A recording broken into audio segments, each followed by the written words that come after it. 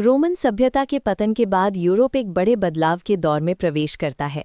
सन 476 ईस्वी में पश्चिमी रोमन साम्राज्य के पतन के साथ ही यूरोप में रोमन शासन समाप्त हो गया। इसके बाद यूरोप में एक नई राजनीतिक, सामाजिक और धार्मिक व्यवस्था उभरने लगी। रोमन शासन के खत्म होते ही यूरोप में एक मजबूत केंद्रीय सरकार नहीं रही। इस स्थिति का फायदा उठाकर कई बर्बर जातियां जैसे जर्मनिक, फ्रैंक्स, गोथ और वैंडल यूरोप के अलग अलग हिस्सों में बस गईं। इन जातियों ने अपने अपने राज्य स्थापित किए और यूरोप धीरे धीरे कई छोटे राज्यों में बंट गया। इस समय को यूरोप में प्रारंभिक मध्यकाल कहा जाता है।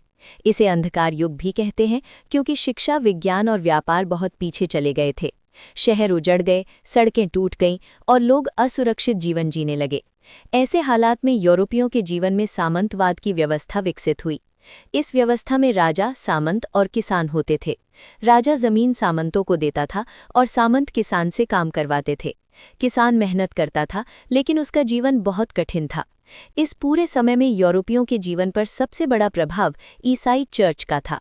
चर्च न सिर्फ धार्मिक बल्कि सामाजिक और राजनीतिक शक्ति भी बन गया। लोग हर समस्या का समाधान धर्म में ढूंढते थे। पोप और पादरी समाज में बहुत सम्मानित और शक्तिशाली माने जाते थे। धीरे धीरे यूरोप में उच्च मध्यकाल की शुरुआत हुई। खेती के नए तरीके अपनाए गए जिससे अनाज का उत्पादन बढ़ा। लोगों का जीवन थोड़ा बेहतर हुआ और व्यापार दोबारा बढ़ने लगा। नए शहर बसने लगे और यूरोपियों में शिक्षा के प्रति रुचि बढ़ी। इसी समय यूरोप में क्रूसेड्स यानी धर्म युद्ध शुरू हुए। इन युद्धों के कारण यूरोप का संपर्क एशिया और अरब देशों से बढ़ा। यूरोपियों ने कागज, बारूद और नई वैज्ञानिक जानकारियां सीखीं। उत्तर मध्यकाल आते आते यूरोपियों में सोच का बदलाव दिखाई देने लगा। लोग केवल धर्म तक सीमित न रहकर ज्ञान, कला और विज्ञान में भी रुचि लेने लगे।